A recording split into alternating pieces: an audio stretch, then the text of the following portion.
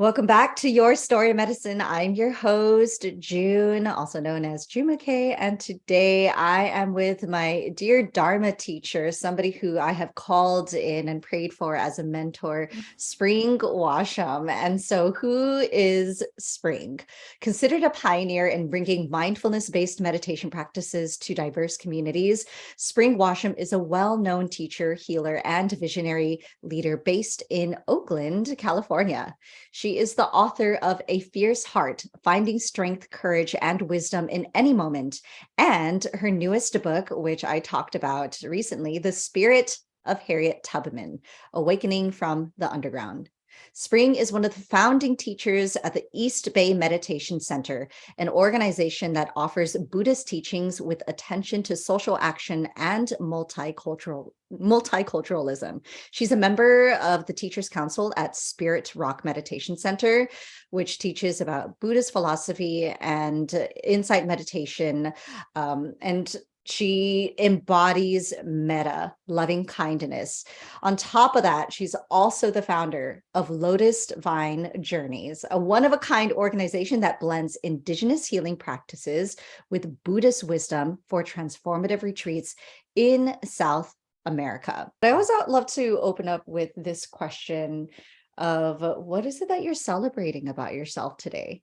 That's a deep question. I think I'm just celebrating continuity, like this to keep going. I think that's something like the spirit of not giving up, uh, s- I guess consistency, where you just stay consistent with your vision.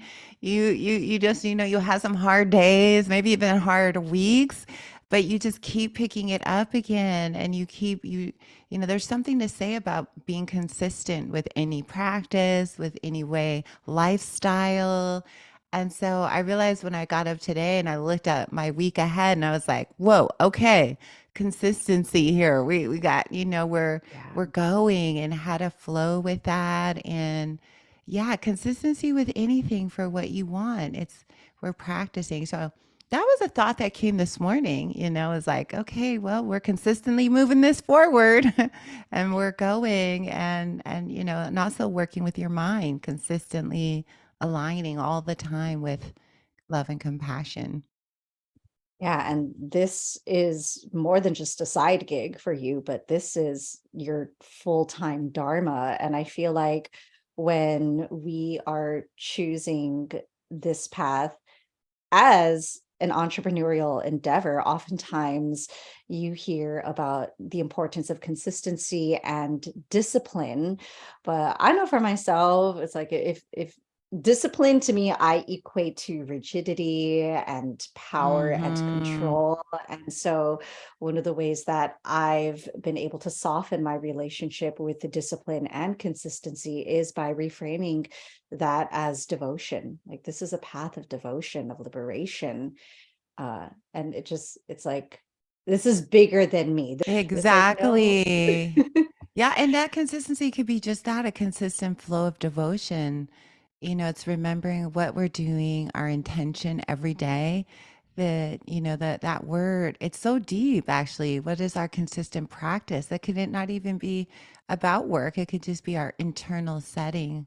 Today, I want to be consistent with my meditation, even if it's 5 minutes a day, or consistent with healthy eating or Yeah. it's just a little alignment. I know the word discipline is like it equates as effort, like this huge Effort, efforting that can go overboard. We've all had force. disciplinarian energies in our lives that we did not Mhm. like, but we need to be a little bit disciplined with just our commitment to remembering to be present. It's like have discipline in the right place with the right Yeah. intention.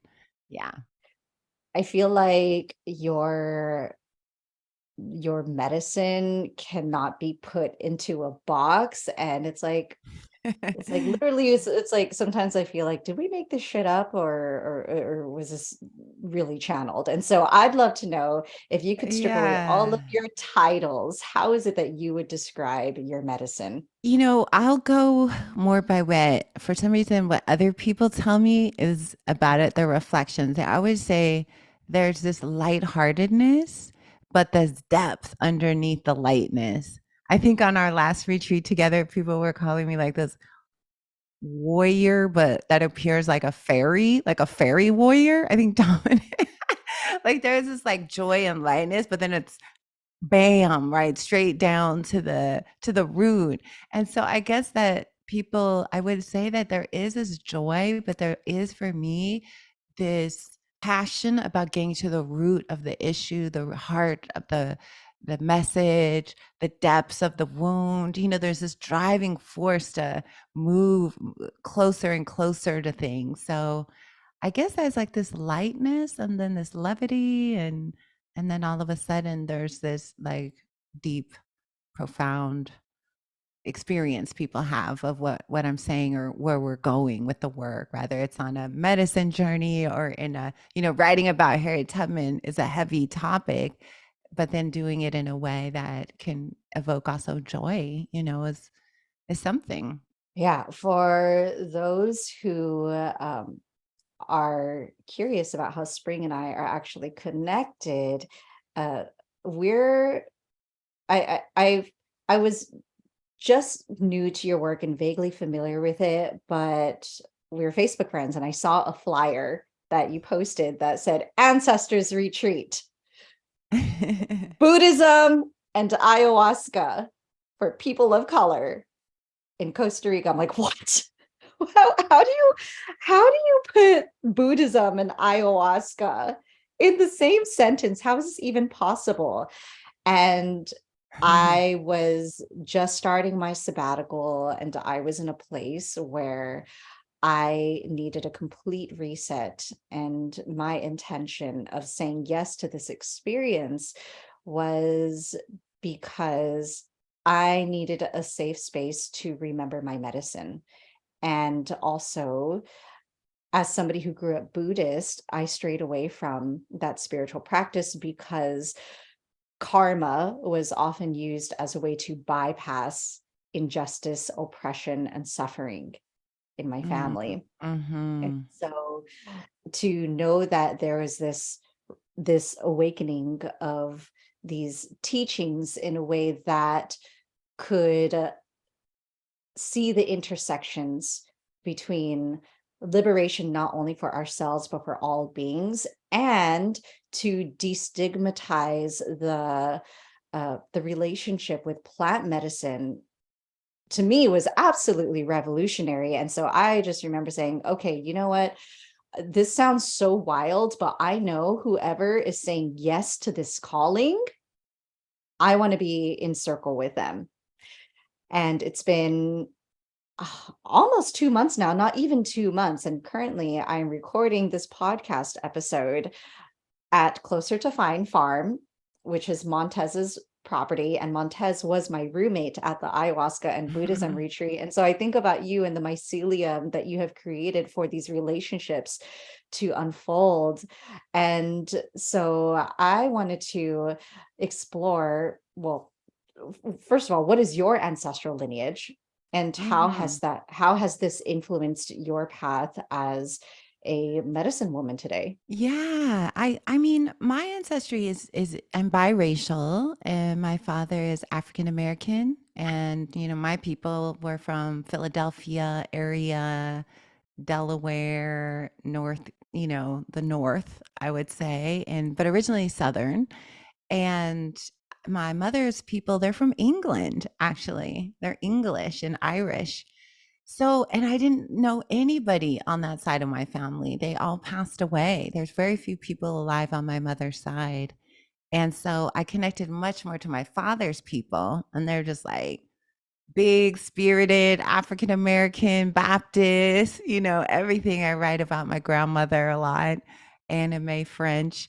And I feel like that has been an influence, but also this exploration to two cultures and understanding myself within that context. Um, But I feel like I got the best of everything from my grandmother on that side of the family. And she was really powerful. And even though she was a housekeeper and took care of, cleaned houses her whole life, she was a powerful spirit because she just carried so much love and equanimity and resilience, was sort of the matriarch. And it just this heart that I just really loved. I really felt like I saw her. And even though I was Buddhist and she was Christian, she really saw me too. She would listen with her whole like, okay, you meditate months at a time in silence.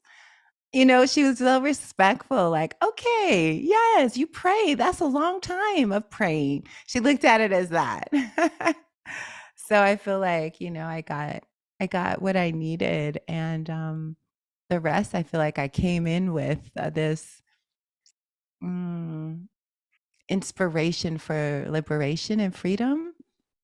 So I think in a way, I feel like I'm the daughter of the Buddhas, like we all are, the sons and daughters. Um, and that sounds kind of like a cliche, but I always felt like that my real parents were spirits,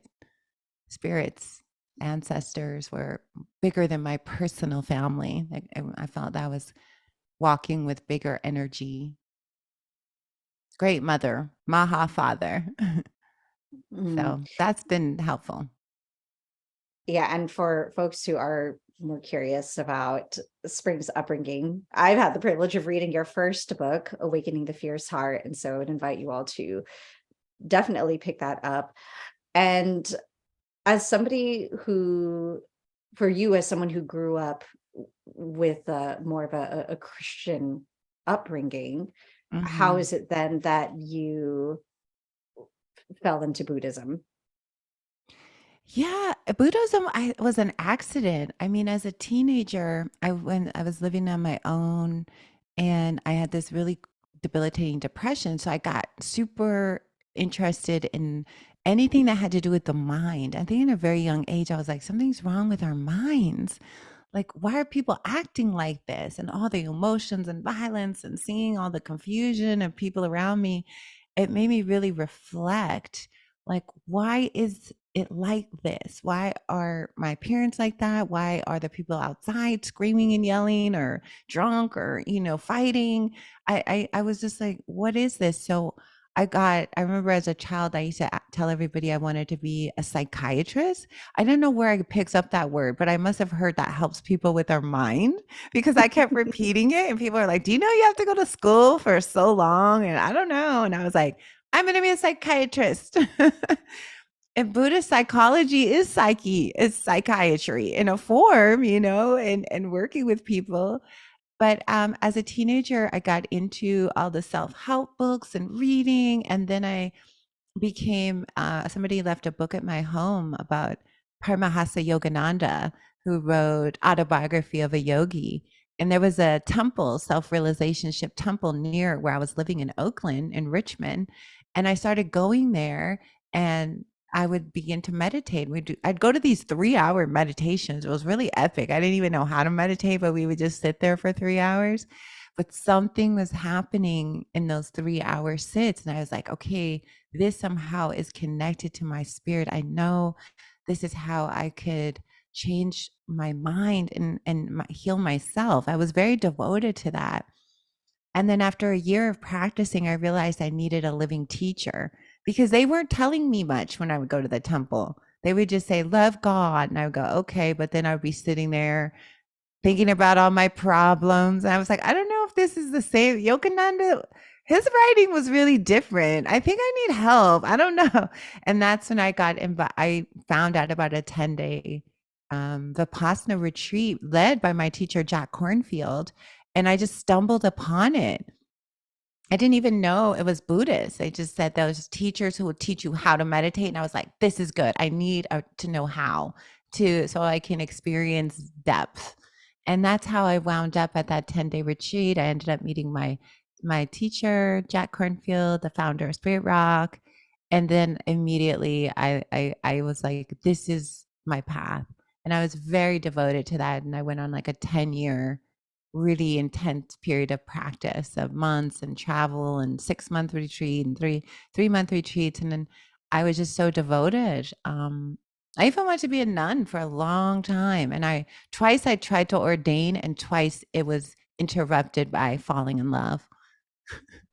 Yeah, one time I Damn. sold all my stuff. I was like ready to go, went to an evening gathering and met someone, and then, oh no, Oh, the derailed. Vipassana romance. Yeah, Vipassana romance. That was, it's all destiny, of course. I was meant to live, not run off to the mountaintop in a way. I always stay connected to the people, but in my Yeah. heart I'm a yogi, but yet I'm doing work in community that I also really love. Hmm. I feel like a lot of the people that you attract don't identify as Buddhists, and yet they still Right. go on Mhm. these retreats. And even then, I feel like uh, as someone who was raised as Buddhist, I've always resisted these labels. Like, I don't Yes, want to be I put get into a that. box. And so, what would you say to someone who is curious about Buddhism, but also doesn't want to fall into those labels, or maybe had a different religious upbringing, like Christianity? And I actually grew up with both Christianity and Buddhism, but I find specifically with Christians, there seems to be more of a resistance with exploring it. I mean, I know why, but what has been your response to those who want to step into this Yeah. path but don't want the label? I so understand, and for me, it was never about conversion. Or I always used to tell people, and obviously I used to teach in Oakland downtown years ago. I started in, inner city. Not everybody related to that, and so I would just translate the teachings. Fierce Heart, my first book, is a translation of core texts. Each chapter I took it apart, just taking the essentials out of what's important. So I tell people, you don't have to become anything. You don't have to wear beads or join, some group or shave your head unless you want to, but you don't have to. You could look at the Buddha as a psychiatrist. He's just helping us with our minds. Everyone could use a good therapist, no matter who you are.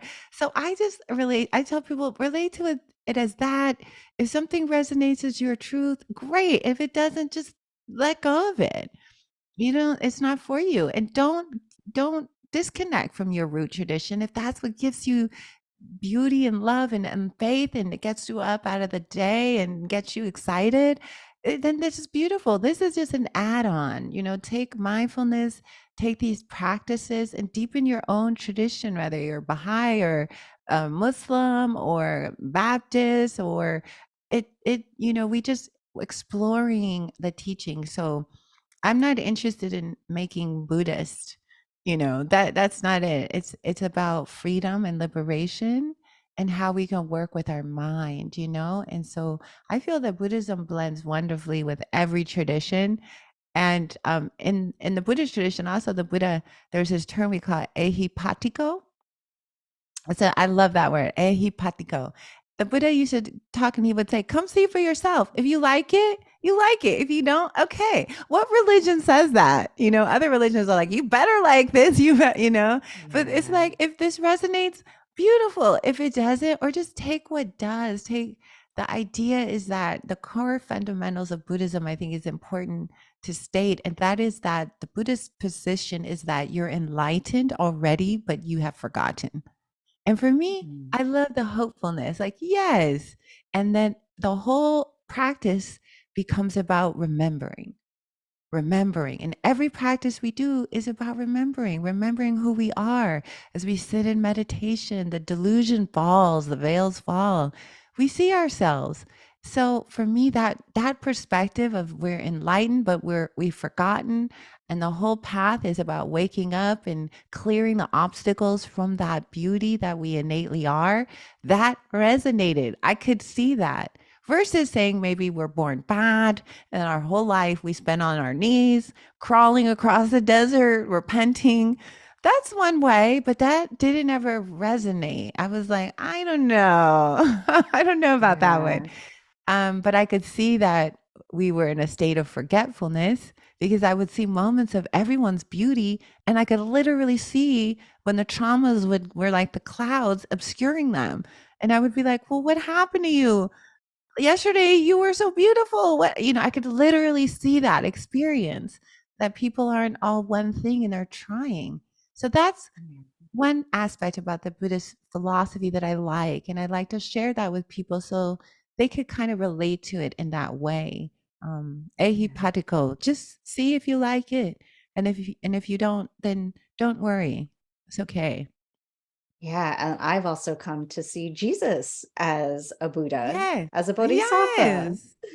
Absolutely. I mean, being living in South America for so many years, that's the patron saint. That's the Bodhisattva of South America. So I too felt this connection to Mary. I felt this connection to Mary Magdalene, Mother Mary, and also to the Christ-like consciousness. And I see religion as a bit different than the teachings of Jesus. I see Yeah. the not the religion, the practitioners of some sects, Mhm. some schools of Christianity. We'll say it in that way. I don't agree with and some of that, but I certainly agree with these ideas that Christ was teaching. Absolutely. It was in my time in Peru where I recently learned that while while Buddha means the awakened one, Christianity, Jesus Christ translates to the anointed one. And Mm, that blew my mind because I always connected Christ to Jesus versus recognizing that the teachings are wanting to awaken the Christ consciousness within each and every single one of us. And so that felt very liberating. Uh, but speaking of South America, yeah. I am curious what has been the intersections you have found between Buddhism or spirituality and plant medicine, because I don't know anybody else who is leading plant ceremonies with those philosophies as an anchor. And I will say that when I attended your recent retreat, it was the Dharma teachings that kept me anchored. Anytime the journey that got difficult, I would come Mm. back to the metta prayers, I would come back to the chants, and that is what connected me back to my ancestors. So let's I explore love that. that. Yeah, well, it kind of rose unexpectedly. I was already teaching the Dharma. I had already was in a long teacher training at Spirit Rock Meditation Center with Jack Cornfield, like a 6-year residential teacher. Our center in Oakland had already opened, and it was being a leader there that brought up a lot of trauma, unresolved trauma for me. Like it's trying to hold the big ship, because that community was in downtown Oakland. We were 2 blocks from the Occupy site. It was feisty. It was a fiery time, and trying to be a leader, and I all this old trauma came up, and I was on a long retreat and had this kind of epic, I guess a breakdown is a really good word, and I was introduced to the medicine from there from a friend of mine who was a psychologist. So this was 15 years ago. Ayahuasca was known but nothing like it is now. And I would just remember her saying, you might get a lot of help from this because it's helped me. And I was willing to do anything at that point. I had tried everything. I couldn't get, there was so much. I was very destabilized and didn't know it. We know more about trauma now. So I was really looking for a way to deal with my trauma so that I could be a better teacher and leader at the community in Oakland. They needed someone to steer that ship. I needed to be strong. I needed to be my full self. And it one ceremony, I introduced an introduction. It was so life changing that one night that I knew I was going to go to Peru and go to the Amazon and study it at its origin. immediately. I didn't want to keep doing it in California. I was like, I need to go and see the people. And that's what I did after a couple of months of my first ceremony, I flew by myself for my first month-long trip in the Amazon. And I signed up for a retreat at the Temple of the Way of Light. And I signed up for meeting all these healers. And that's where my journey began. And after many years of hiding it and being on the down low because my Buddhist community was like, what? And I was a new teacher and I was a brown teacher and the backlash was really swift. And so I hid it for a long time, but I was introducing it to a lot of my Buddhist friends, and we used to call ourselves the shamanistics, shamanic Buddhist. And I would have people gather at my house and we would take refuge and I would pray. And I was already weaving it because the Dharma is who I am. And then after ceremonies, I would read books on Dharma. And then before the ceremony, I would meditate. It was weaving itself. So therefore, I spent a year in the jungle apprenticing, and I saw firsthand the power of the medicine, but I also saw firsthand what happens when there's no clear path of ethics, of wisdom, of walking a spiritual path, of groundedness, of awareness. There was these power tools, but nothing to anchor it. And I thought, with people understanding how to work with their mind, they would move much faster toward their goal, which is happiness and liberation, but with no path on how to get there and no way to integrate these incredibly powerful experiences. They're kind of leaving in a state which I felt like was fragile in some way. And it was there that I saw how much I missed the Dharma community and immersing myself in that, the safety of those who live with precepts and trainings and commitment to nonviolence and non-harming. And, there's a certain vibration of a Dharma community. And it's our shared intention to free ourselves and not to harm others, which isn't always the commitment in a jungle medicine community in South America. I've been there. I know, there's a lot of energies going in very different directions. And so that's what led me when I came back after spending a year doing diets. I was like, no, I want to do this work within the Buddhist context. And that's what sparked Lotus Vine Journeys. And it started off being just for my friends. I was like, oh, this little thing, I'll rent this place and just my friends will come. And then the whole thing started I was like, oh my God, now I have to start an LLC and now I need this. And then it became, June, it starts off as just Yeah. this little hangout, like what's happening there in Montez's farm. Oh, this little farm. Watch. Then it grows and then it Oh, becomes yeah. a center of liberation for, Mhm. it starts off simple like that. So and I always merged these the whole time I was in the jungle. What made me good at ceremonies, I guess, being with my trauma and being with others and then helping. I was like a nurse for a year straight in ceremony after ceremony, people screaming, purging, and I was just moving around this space. I was the Dharma. I would keep coming back to my body, trusting the moment, doing compassion practice, being present and anything that was happening. I just was like, can I be present with this? So I Yeah. felt like I was training. It was an accelerated Dharma. Every ceremony, I would rely on my practice. How could I not in that climate? Yeah. So that's how it came together. Yeah. Well, the fifth precept in Buddhism is about not taking intoxicants, and Right. I know that even in the Vipassana handbook, it's like, do not consume psychedelics. And so it's something that Right. I'm still learning how to get comfortable with talking about openly, even when I showed it to my mom, Mhm. because the word Buddhism was attached to it. She's like, oh, okay, well, this will be an interesting experience. And so, how is it that you respond to the critics within the spiritual community who are saying you cannot mix the two? Yes, that has been going on for a long time, this debate about the fifth precept and about what does the Buddha mean by intoxicants. And, when we would go back and look at the Pali Canon, and in the original precept, it's like taking things that lead to heedlessness, right? So the idea is that if you have a problem with alcohol or drugs and you become unaware, the likelihood of breaking the other four precepts of non-harming, stealing, sexual misconduct, and verbal, lying and abusing others, verbal speech issues, right, is very high, the likelihood under an intoxicated state. So the debate has been, is this a sacred medicine, or is this an intoxicant one takes that just leads to heedlessness? So the debate is raging over that topic. And many people in the Buddhist world feel like this is not something that leads to heedlessness. It leads to awakening.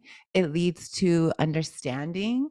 And it's not something that is taken in a way where we just, lose our minds. So it's a sacred sacrament. And so in the early texts, the Buddha's time, 2,500 years ago in the Pali Canon, they were mostly talking about a beer called Chang that everybody would get drunk and kind of go crazy. That's not the kind of liberation that there's a very different state when you're on ayahuasca than when you're just drunk or you're high and it's not the same. So it's a place where I respectfully honor everyone's views. I've been pulled in front of the wisdom council, the elders council, and I just Yeah. say, yes, I honor your views. And I have such a devotion to the lineage, and I would never hurt the lineage.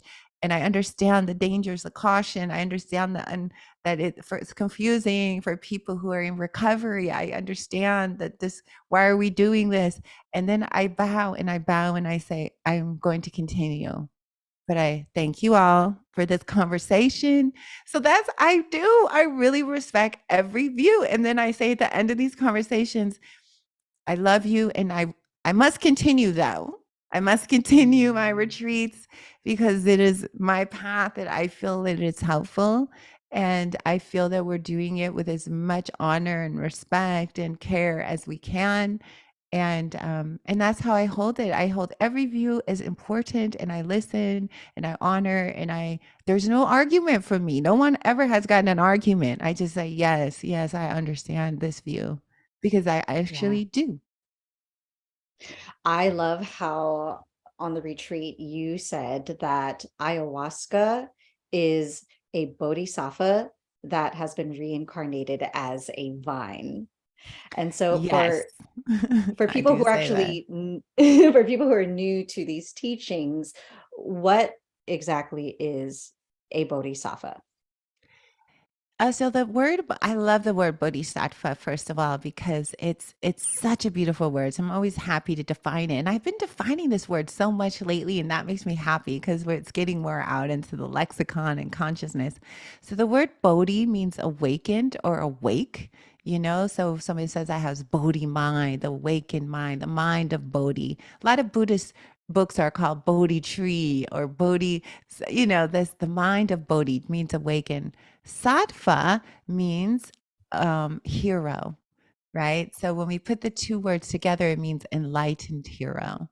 And the bodhisattvas, you could say, it comes more out of the Mahayana and Vajrayana schools of Buddhism, which is China, early China, and then Tibet, and throughout other parts of the world where these teachings are that we become awakened, not for just ourselves, but to be of benefit to all beings, right? And we're reborn again in the matrix over and over and over. And we take the suffering of that. We don't just leave out of the matrix and kind of go off somewhere. We come back to be of service to others, and we dedicate our practice to that. May I quickly become a Buddha so that I may then help others. And that the bodhisattvas are just, it's like a stream of consciousness, and we join the stream of great bodhisattvas throughout time.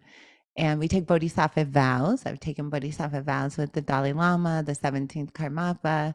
And we commit to using our life in that way. May I be of a benefit. So it's basically committing to a life of service and practice. And every action becomes dedicated to hurrying up our own awakening so we can carry a bigger and bigger lamp for those who are crossing the shore in a way. So thank you for letting me share it. I love the word and I love the concept. Yeah. Now let's go deeper underground to explore our fearless ancestor, Harriet Moses Tubman, as a Bodhisattva, which I feel like this is also pushing some boundaries, equating Harriet Tubman to somebody that we can invoke as a Bodhisattva. And so, when is it that Harriet first appeared to you and essentially told Yeah. you to write this book? Yeah. Well, first of all, like I've told people a million times, this was a big shock to me. I hadn't been like obsessed on Harriet throughout my life. I had my 5 minutes a year of Harriet Tubman, Martin Luther King presentation for the year of Black history that we studied 5 minutes a year on, in the month of February. So it was a big shock to me. But Harriet Tubman first appeared the week before George Floyd was murdered, May 2020. And it was a series of incidents. And I write about the whole thing, how it unfolded in the first chapter of the book. I almost had a premonition about something.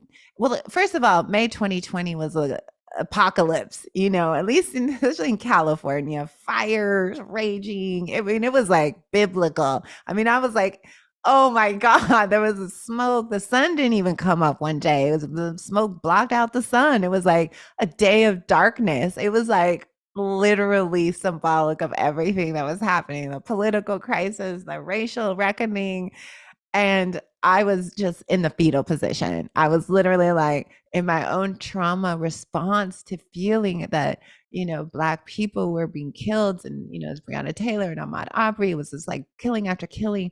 And I was having my own traumatic, somatic experience of feeling this grief. So Harriet, I feel like in that crack in the matrix at that time, right? There was a portal, there's something awoke, a compassion came onto the scene, love and awakening came for this experience of people of color. There was a worldwide movement of support that was like, no, and even in the middle of the lockdown, it became an important moment. Harriet, I feel like for me, met me in that time. She appeared in a dream rescuing me. And then I just started to feel her spirit with me constantly. In my mind, I'd be sitting and all of a sudden it would be like Harriet's face and images, and I would hear her name. And then I started listening to gospel music and dancing, and I would feel her dancing with me and holding my hand. And it just got stronger and stronger. And then I started having a class. Like everybody was what? Putting classes on Zoom. So I was like, well, maybe other people are having fun with Harriet Tubman. 5-week class went viral. My publisher was on the line. I didn't know they were in a sea of faces. There was a few hundred people in there and they were listening to the class and then started reaching out to me, insisting I write a book.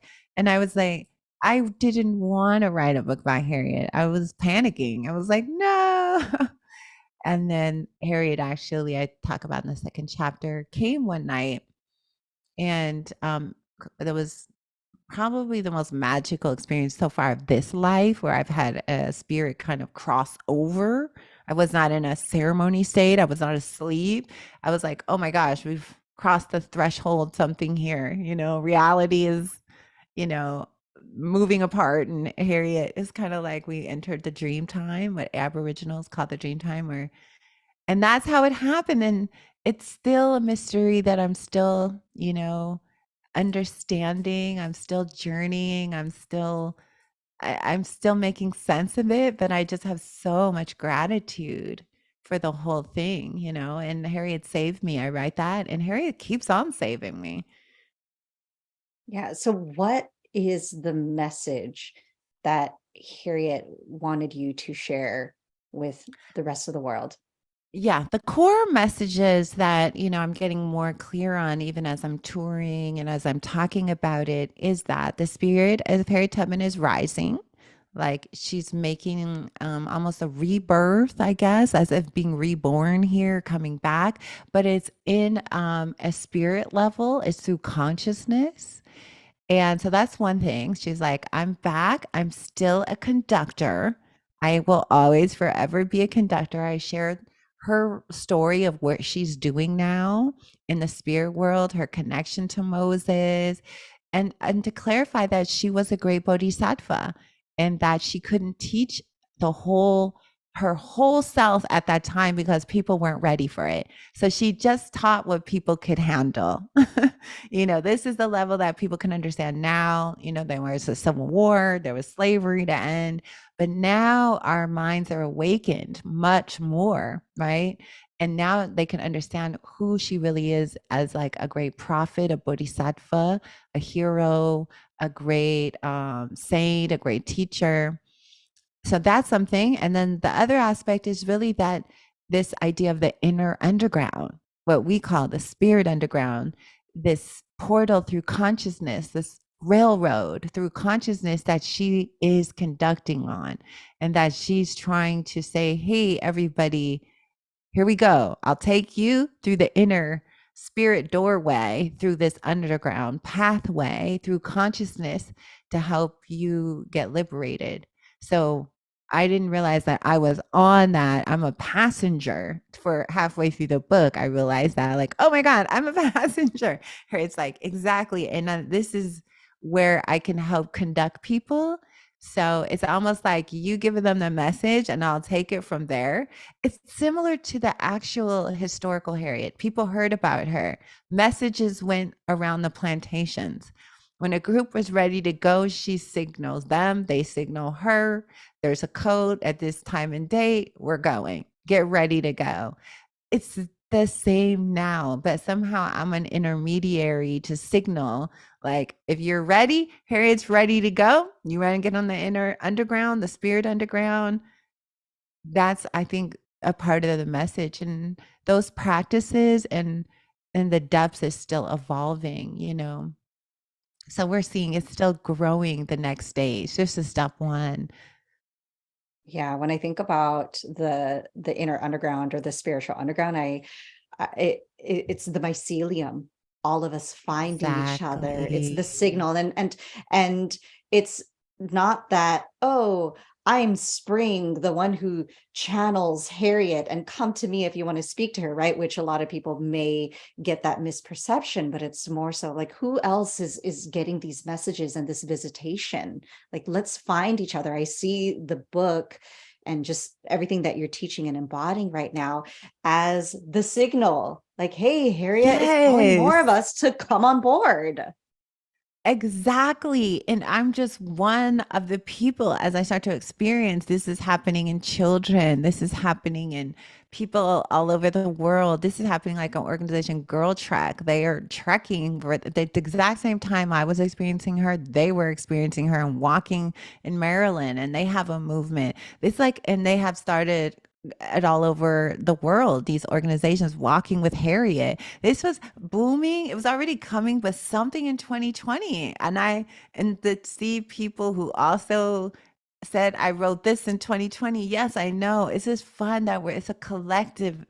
I'm not in charge of this. I'm just Yeah. one of the channels of many, many people going, hey, wait, I think there's something here. There's a role. We need to meet up and figure out, what is the symbolism? How do we attain liberation together? Let's go together. We're being called. There's our ancestors calling us. In the spirit underground, we use that term because it's not just Harriet. It's all of these ancestors that are walking with us, that are connected, that are like conducting Dr. King and all the great just so many ancestors who cared about liberation.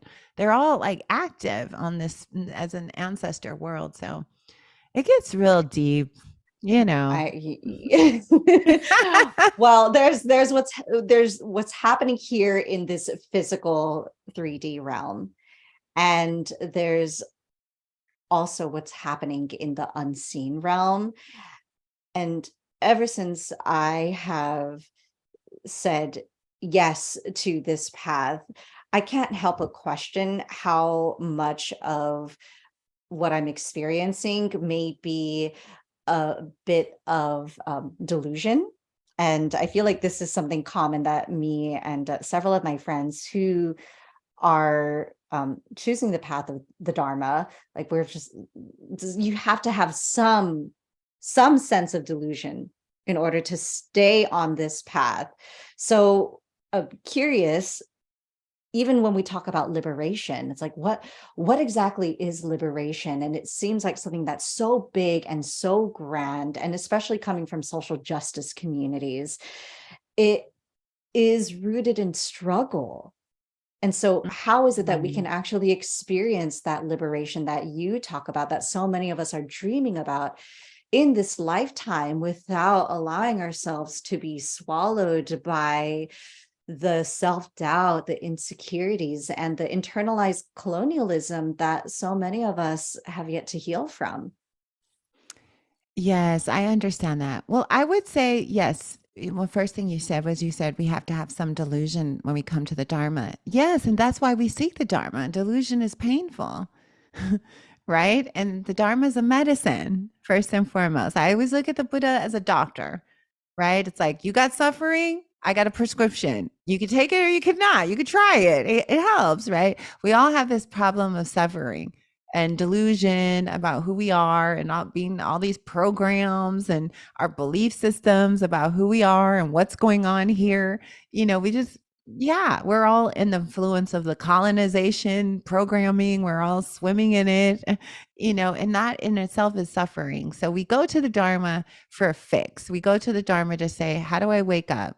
And in the Buddhist tradition, the Four Noble Truths is a way to look at our illness. You have an illness, there's a cause to the illness, which is clinging, holding on to false beliefs, identities, right? There's a cause. The third is how to let go, that there is ultimate liberation by letting go.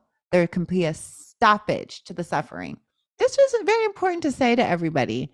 We have suffering, there's a cause of it, we can let it go, and there is a prescription to let it go. Now, I understand that word liberation is lofty, and we're like, the end of prisons, the end of the police, the end, the end of all political prisoners, free the animals, and we end of factory farming, end of slave labor. We want all, to us that is liberation, right? Liberate everything from imprisonment. I get it. Oh my God. That's the Bodhisattva heart. The Bodhisattva says, I want to liberate. I won't leave until every single being is liberated. Now they say that, but it's impossible.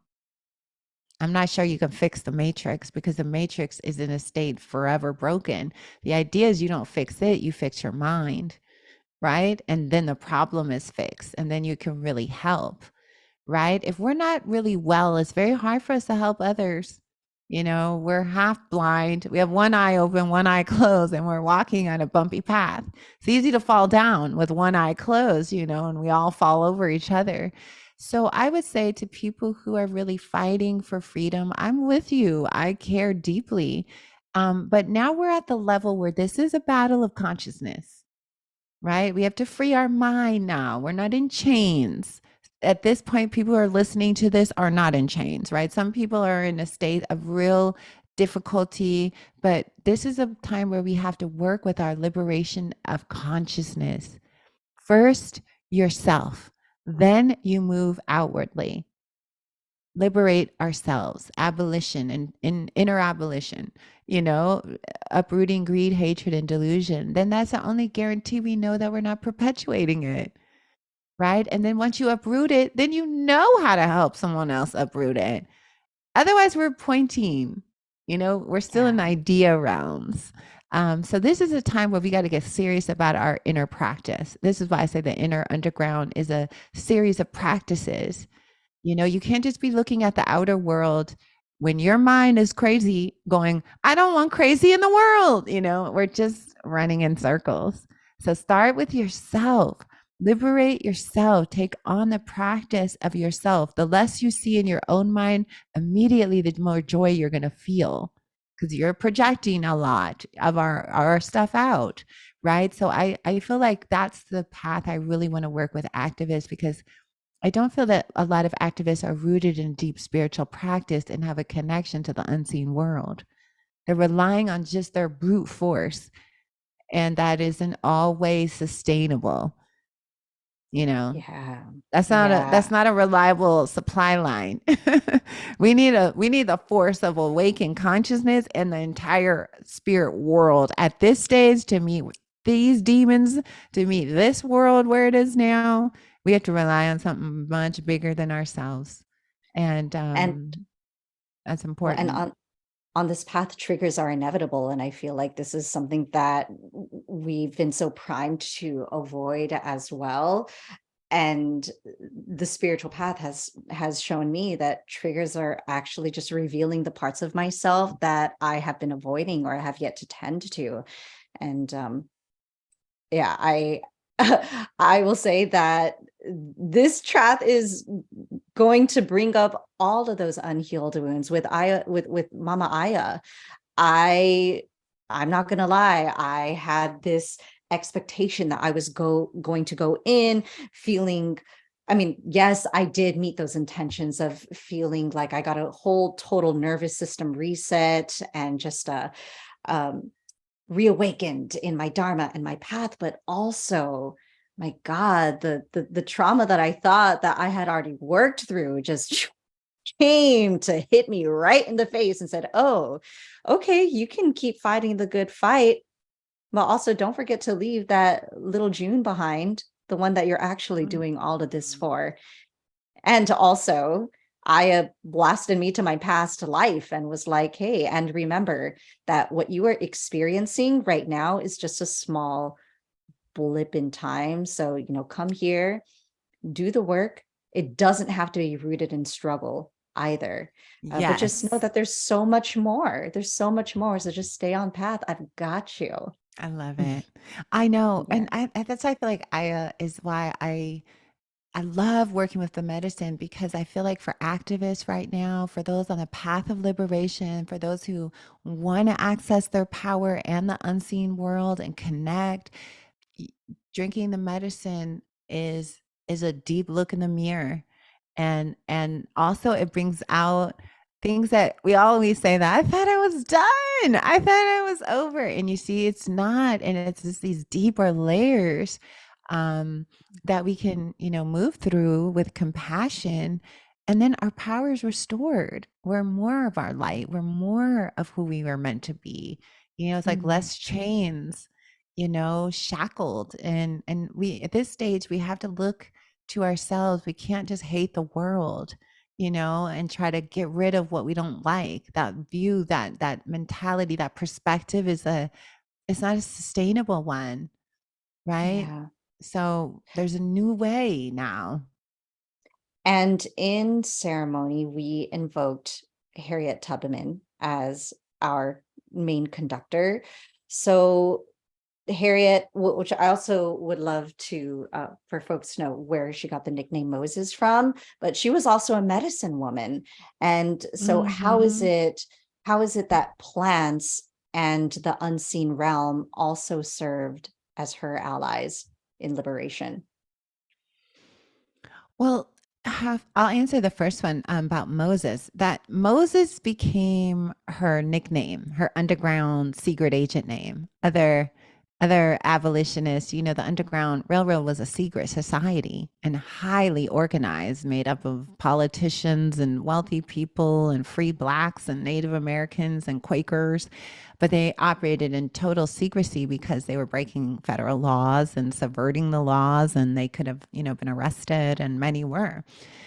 So her nickname was Moses as she was conducting, but she already had a huge connection to the real biblical story of Moses from the book of Exodus, the second book of the Bible. She loved that story. That was her heart story about Moses and leading the Israelites out of Egypt and the battle with the pharaohs. And that story, for those of you who are curious about it, I feel like it's part of my dharma to tell it. I write about it in detail in the book, and it's just a story that is famous. So she loved that story, and she always identified with Moses. She felt I too was like Moses. Moses had a prophecy of freeing his people, And he was also feeling the weight of, leading people out of bondage. Harriet also felt that she was an intermediary, a go between, a clairvoyant, bringing messages from the God realms. And so the nickname Moses is something that she had her entire life. And she identified as Moses. And throughout the book, she would say, I've been called Moses in many lifetimes. That's been my name multiple lifetimes, right? Do you think this is the first time I've been called Moses the Liberator? And so I get into all that in the chapter about Moses. Um, so also, on the second part of that, one of the things that Harriet was so passionate about was nature.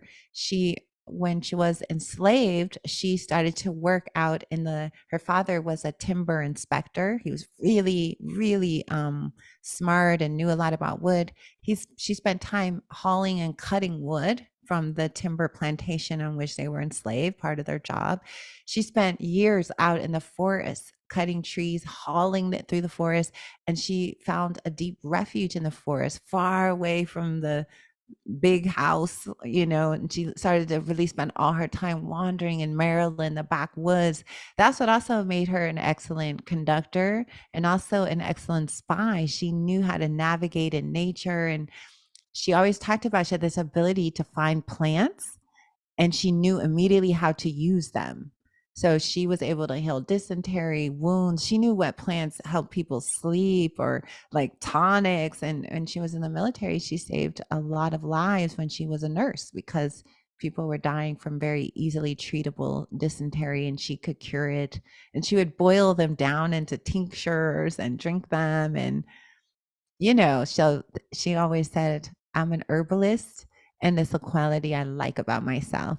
I just know I see the plants and I just immediately know how to use them. And that she said is one of my powers. So, and there was a connection to the natural world. As we know, she followed the stars and walked 120 miles and the owls and the birds and the trees. And she slept on the ground. I feel like there's a lot of stories about her connection to nature. And I definitely feel that there's more to the story about her naturalist and her medicine. Yeah, I feel like for a lot of us who may be struggling, especially in the city, with finding that Mm. connection, that remembrance of our dharma, our medicine, this is why uh, going to nature is so essential. This is why when I came back from Costa Rica, I'm like, oh my gosh, I'm drowning in the city. Oh, Montez, I can I come to your know. farm? I feel the same. It's really hard. It is so hard. And I can't wait to create a future refuge where people can come and reconnect. So much of I do with BIPOC communities, especially people of African American origin, is connecting them to the land and being like, this is your mother. You're okay. And there's a terror, I think, is just from all the years of how we were, the ancestors were brutalized on the land or abandoned on the land or endangered on the land. But there's a reconnection that needs to happen in order for us to find our power. We have to connect to the earth consciousness. She's with us. She's like, part of the great turning. And so we find power by reconnecting. And I feel like that's part of my work with medicine is to bring people to these wild places. We're in Costa Rica, we're on a deck outside. There's no walls. I'm like, here's our altar. And there's monkeys jumping around and birds. And, it's like, here we are, everybody, let's be with it. And I feel like I love it, to live in these Yeah. wild places. My heart gets so peaceful and I feel so connected. I never want to leave. Every time I leave Costa Rica, I cry. I'm like, no, as the plane's taking off, I'm looking out of the window and like, back to the city, but the work is here. But I Yeah. honestly want to create a piece of property similar to Montez's farm where, we have places where people can be on the land without their shoes and dance and feel safe. And it is a safe place for BIPOC bodies. And Asian bodies and Latin bodies and trans bodies, and everyone's body can just be at peace. Like lay Yeah. on the earth, be at peace, feel the energy. So with all the voyages that you do to bridge these realms, the unseen realm, the physical realm, as well as the natural realm, and for Mhm. those of us who are in the city, what is it or that you do, or how is it that you are currently staying tethered or grounded in these times? And how is it that you stay so committed to your dharma in spite of all of the narratives that may make us question our path? Yeah, it's so loud and so noisy right now out there, and you really have to first I don't consume media. I once a day I look on CNN, I browse the headlines. I don't sit on a TV. I don't have a CNN on. I don't I it's just be really careful about what you're consuming because the narrative the liberation is not being televised. The thousands of people doing beautiful acts and resistance and love and community and building, they're not being televised. It's the story of the Mm, hell realm, every negative, so be careful that your view isn't skewed because the media is very toxic. Even when they tell a beautiful story, it's in a weird way, and so we have to just yeah. let's just like not be a consumer of that. So consume a diet of liberation theology, meaning wake up in the morning and listen to things that are meditation practices helping you, conversations on wisdom, whether it's through Audible or YouTube, listen to teachers talk about consciousness. So switch the dial on your consumption. What are you living on energetically? What is in the background playing? And because you're Mhm. consuming that, so that's first thing. So I cut off everything in that way. I'm very sensitive, what I consume in that way. And then the other thing is that you've got to be grounded in a spiritual practice. It's too hard to, your mind it needs containment because the habits are crazy. Mind left on its own, I don't know. It's like a child left on its own in the house. You come back, your 3-year-old all day alone. I mean, who knows what could be? I don't know. The house could be really in a state of, destroyed, a Yeah. child, but our minds are symbolic of that. So we need to be practicing mindfulness, grounding, remembering the laws of attraction. I'm doing a lot of work on that, aligning with what I want, not focus on what I don't want. This is the power. It's important for activists to remember, focus on what we want. What do we want? We want beauty, we want love, we want justice, we want, not I hate police. I don't want capitalist systems. I don't what let's say what do we want? Systems of generosity. Let's be it. Let's do it. Systems Yes. of care. Like this is so it's very important. Notice your own mind. If you're focused all day on what you don't want, at the end of the day, you will be debilitated. But if you Yeah. start focusing on what you want to see, focus on. So I have to spend a couple hours a day practicing to hold this frequency through Ooh. meditation, through mantra. I do.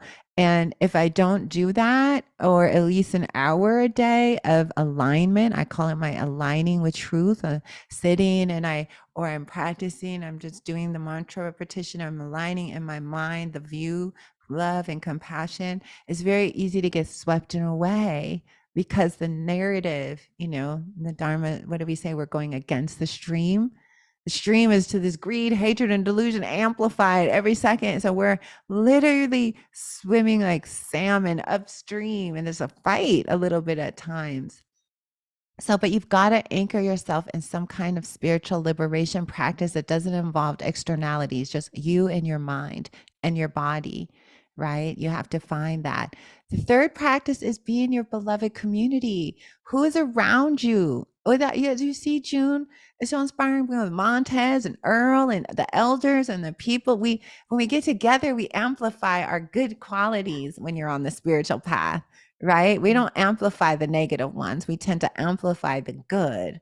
And Yeah. so you have to have friends. You can't do this alone. You got to Mhm. seek out an awakened community and have fun with them and practice together. These are just Buddha, Dharma, Sangha in a whole nother way. I just gave you the three jewels. Yes. Yeah. Oh, Yeah, this is what I I know do.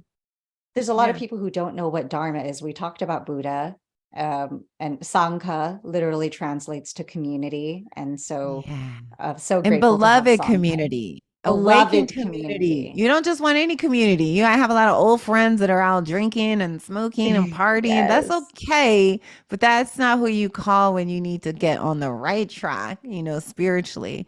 So, Yeah. dharma is And just the Dharma. way things are, the truth, Mhm. and the dharma. Where I say live on a diet of dharma is like waking up, listening to teachers, listen to Lama Rod Owens, listen to Buddhist teachers talking about meditation, learn things about your consciousness, become someone who has a diet of dharma. Consume it Mhm. because it transforms you. Yeah. Wisdom Yeah. teachings. And uh I love how Lama Rod Owens, in his recent book on love and rage, he extends the Dharma texts, beyond just a book, but like the media that you consume. Would you consider the Bible as a Dharma text as Oh, well? yeah, depending on how you use it, because there's some people who read it and call themselves into violent action. Everything is Mhm. how you're using it, right? Other people read it and it's finding great love and connection to the higher power. So everything can be dharma as long as it's about liberation and it's about, and I mean liberation is meaning the end of suffering, planting wisdom. The path of non-harming Yeah. is the Dharma path. If you're invoking Mhm. anything that's about violence and hatred to others, you are on the wrong path. You're on Yeah. a path, but that's not the path to happiness. You'll be planting seeds of future unhappiness that will ripe in the moment you're doing it or following it. So make sure the path that you follow is it has heart, right? Mhm. And it's about interconnectedness that Yeah. resonates with the mycelium vision that all things are intertwined and earth consciousness, planetary consciousness. This is the level that the dharma is on, and there's so much of it available. You have to fight to not find it. Right? Right. We're swimming in it. It's raining down on us Mhm. everywhere we go, which is a new time too. It's beautiful to see that. Yeah, and speaking of liberation, a big part of that is learning how to let go, learning how to surrender, but it also doesn't mean as in giving up. And so, Right. what is it that you've had to learn to let go of or release as you have been on this path? Well, one is I say like I release is a lot of anger toward or I release resentment and bitterness for the what has happened in the past. This is where I see so many people waste valuable energy just replaying past fights. I see this on meditation retreats. People tell me all day they're just like screaming at people in their mind for everything that's happened in their life. We could have brutal fights all alone in a beautiful home filled with Buddha statues and create violence internally. And so I kind of what I do is I let go when as soon as I catch the thread of that, it's like I let go. And like Maya Angelou says, I wouldn't take nothing from my journey now. And that everything that has happened to me from the good, the bad, the abuse, the pain, the humiliations, the slaps, the betrayals, honestly, June, I really mean I wouldn't, all of it has been so important. Even, face planted, it just, it's so valuable. And so when you start to understand that your life is a teaching, you don't hold on to resentment. How could you? The person, Mhm. the places, the parents, everything is just a mirroring your liberation. You could use it, and that's wisdom when you start using it as Mhm. as fuel and you're not angry about this stuff anymore. How could you change your past with anger anyway and fight it out? It's impossible. It's done. So let go of resentment and let go of the habit of entertaining it because that Mm. takes your energy away. It destroys your energy field, lowers your immune system. So focus on what you Mm. want. I want happiness, joy, love, connection. right? Yeah. And that's what will move through your life. You focus on all the old hurts and pains and anger and try to get even, you're going down a dark rabbit hole and you'll never get free. So that was the first thing I do, is really just thank everybody, even for the worst of the worst. Like, thank you. And I actually mean it now. I honestly, people, that's the part of the fierce heart. That's why I say you got to have a Mm. fierce heart, you Mm. know? So I- that's a big thing. Yeah, and for me, the way that I come back to that remembrance is reflecting on the kind of ancestor that I want to become.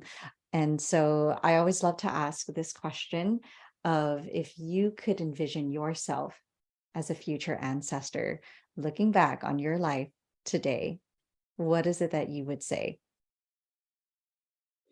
What are the words that you would call upon for your from your future ancestral self? Yeah, it's so amazing that you're so much bigger than you know. And that it's not just, you're not just this body. You are great spirit and you're connected to source, energy. You're connected to just yesterday they found 10 million galaxies. This thing is bigger than what we can see. Think about that. NASA finds 10 million galaxies that they didn't even know about. It's like, this thing is big. And I would say this to like the future, like, you are connected. Just open the door, your heart, let go, and just feel the flow of the ancestors with you. Know that you are spirit and source. You run on source energy, your light. These are my messages now to people, to remind them. They forget when we get in this human body, we start to relate to only the 3D form level and we battle it out on this karmic only level. We don't remember our true nature, which is light, spirit, source energy experiencing through this avatar form. So I would say that as the ancestor, I'd beam in through that channel and say, Mm. remember. Yes. Remember, wake up, you're more than a Remember, people, you're body. not just your trauma. I know it's so Right? compelling. You're so much bigger than just that. It hurts. We have all been there. Everybody Yeah. has it. No one's Yeah. exempt from trauma and ancestral pain. It's the burden every human carries. Yeah. Spring, do we have time to hear an excerpt from your book so that we can invoke Harriet into the space? Okay, everybody, I'm going to share from chapter 10, Underground Allies and the New Abolitionist. Harriet says, child, the Underground Railroad, the Civil Rights Era, Black Lives Matter, and my legacy are part of the ongoing movement for equality. It's not just politics, it's about human rights, the right to life, liberty, and the pursuit of happiness. We swim together or we sink together. This is not a call to violence, it's a call to peace. This is not a racist movement, it's a movement to end racism. This is not a movement to take away rights, it's a movement to ensure that everyone's rights are respected and upheld. This is not a movement to take over a country or create a race war. It's an effort to end the war on Black and Brown people that has been going on for centuries. We want peace and love, but never at the expense of truth and justice. Recognizing our beauty and everyone's beauty and equality, and reminding ourselves of this over and over as part of the work to end the cycles of suffering and bring us to a brighter day. Mm. Hallelujah. Hallelujah. Look, and reading your book and the things about Harriet that I never learned growing up, it's like Mm. she definitely deserves a place on my altar. A medicine woman, a spiritual teacher, a warrior woman, because we don't hear so much about the ways that she helped to lead a revolution of what, like a couple hundred soldiers. Can you 300. She talk had her own 300? troops. Yeah. Mm-hmm. Yeah. Talk about elder. elder goals and ancestor goals. Yeah. Ancestors, yes, the one. That's why I love Harriet for so many of the same reasons. Yeah. Yeah. And you too, Spring, you invoke elder goals and ancestor goals, even though we're still tethered in these bodies. And so just thank you so much for staying committed to this path, to the Dharma, for the ways that you have also extended this mycelium network of liberation so that more of us Mm. can find each other and know that we don't have to go about any of this alone. And the more that we say yes to this calling, to this truth, to just like choosing love over fear, the more that I feel things are being rearranged towards the side of justice, of truth, and of love. And yeah, just so grateful that you've incarnated in this lifetime as a Bodhisattva to share Aw, these teachings. thank Um, you. I love yeah. talking with you. And where is it that people can go to receive more of your medicine and your teachings? Yeah, they can find me on social media or just my website, springwasham.com. There's so much there, my schedule, and yeah, join the Spirit of Harriet Tubman Revolution online. Yeah, and I'm loving the new podcast with you and Lama Rod Owen. So definitely check that out as well. What is it called? It's called The Spirit Underground Conversations on Liberation. And it's where we blend all these paths. He's also Buddhist Mhm. into plant medicine, liberation theology. So that's why we get along so well. We're both like, intersecting all these different paths. So I love it. Buckle up, y'all, because the fact that you tuned in to this podcast today definitely means that you are on the ride, on that journey with us. So, welcome to the spiritual inner underground. Yes.